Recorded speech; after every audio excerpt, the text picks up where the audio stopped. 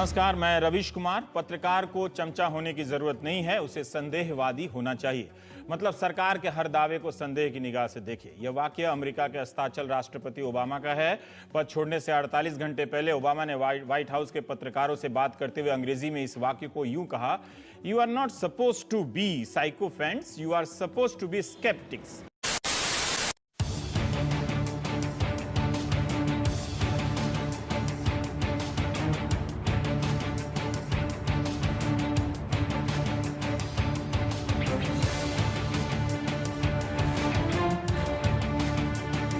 तो आप किसे ज्यादा महत्व देना चाहते हैं, प्रधानमंत्री मनमोहन सिंह की लोकल यानी राष्ट्रीय आलोचनाओं को या ग्लोबल यानी वैश्विक आलोचनाओं को?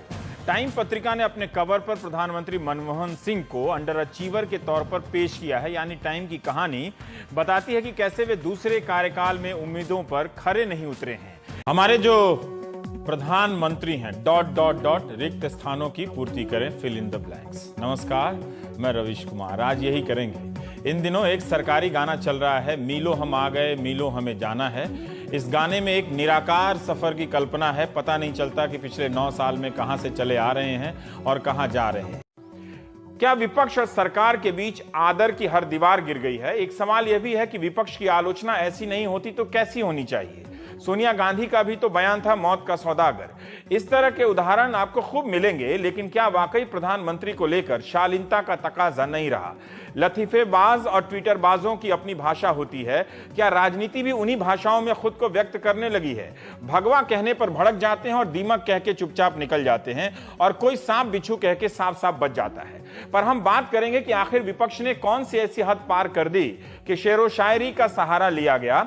अब लग रहा है कि मनमोहन सरकार कोमा में है और समझदार मंत्रियों ने आईसीयू से भागने का जुगाड़ कर लिया है। होता है, आप देश के किसी भी अस्पताल में चले जाइए, आईसीयू से भागकर जान बचाने और अच्छे डॉक्टर की तलाश में दूसरे अस्पताल में जाने वाले कई मरीज मिल जाएंगे। इस चक्कर में कई मरीज का भला हो जाता है और कुछ का नुकसान भी। वक्त इतना कम होता है कि यह रिस्क लेना पड़ता है। क्या मनमोहन सरकार के 4 मंत्रियों ने सरकारी अस्पताल से निकलकर प्राइवेट अस्पताल में जाने का फैसला कर लिया है? So why do people think you're anti-Modi? Why do people think Ravish is relevant even when the Prime Minister has a I'm historic not mandate? anti-Modi. Modi is anti-Ravish.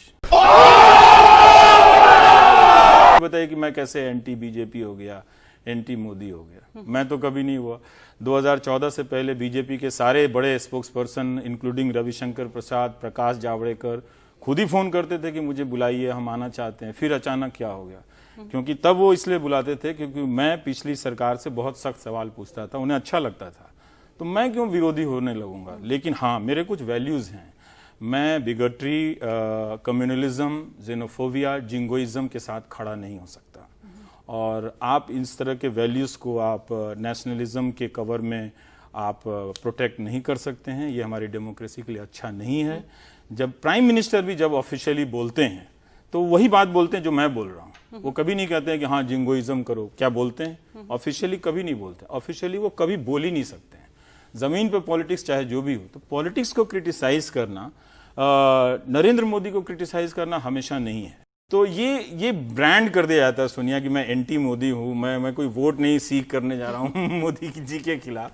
वो हमारे प्राइम मिनिस्टर हैं, with due regard.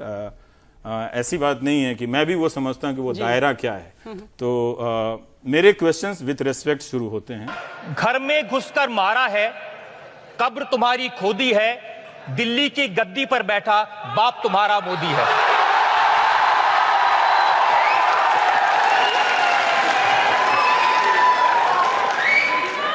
साल New York times में एक लेख छपा था। Economics के प्रोफेसर सर्जेई गुरीब और राजनीति शास्त्र के प्रोफेसर डेनियल ट्रेसमैन का ये लेख कहता है कि आजकल नए प्रकार के ऑथोरिटेरियन सरकारों का उदय हो चुका है। ये सरकारें विपक्ष को खत्म कर देती हैं, थोड़ा बचा कर रखती हैं ताकि लोकतंत्र का भ्रम भी बना रहे। इन सरकारों ने ग्लोबल मीडिया और आईटी युग के इस्तेमाल से विपक्ष का गला भी घोंटा है।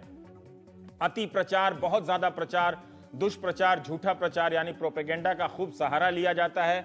सेंसरशिप के नए नए तरीके आ गए हैं। सूचना संबंधी तरकीबों का इस्तेमाल होता है ताकि रेटिंग बढ़ सके। इसे भी अब फर्जी तरीके से बढ़ाया जाता है। नागरिकों को एहसास दिलाया जाता रहता है कि आपके पास कोई दूसरा विकल्प नहीं है, हम ही श्रेष्ठ विकल्प हैं।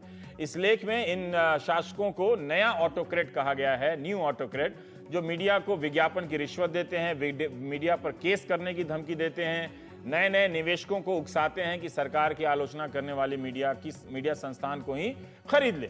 मीडिया पर नियंत्रण इसलिए जरूरी है कि अब सब कुछ धारणा है, परसेप्शन, धारणा आपकी मतलब ख्याल में होना चाहिए, लगना चाहिए कि हाँ ये हो रहा है। लगातार विज्ञापन और भाषण आपको यकीन दिलाते रहते हैं कि हो रहा है, जमीन पर भले वो नजर ना आए लेकिन आप यकीन करने लगते हैं कि हो रहा है। थोड़ा सा भी भगवान ने दी हो तो जरा उपयोग करो। ये सवाल सिर्फ मैं नहीं, आप नहीं, पूछता है सारा भारत। ये बिक गई है गवर्नमेंट, अब गवर्नमेंट में कुछ नहीं है। आप क्रोनोलॉजी समझ लीजिए। झूठ बोलो, बार बार झूठ बोलो, जो भी बोल सकते हैं सब झूठ बोलो, जहां भी बोल सकते हैं झूठ बोलो, जितनी बार बोल सकते हैं झूठ।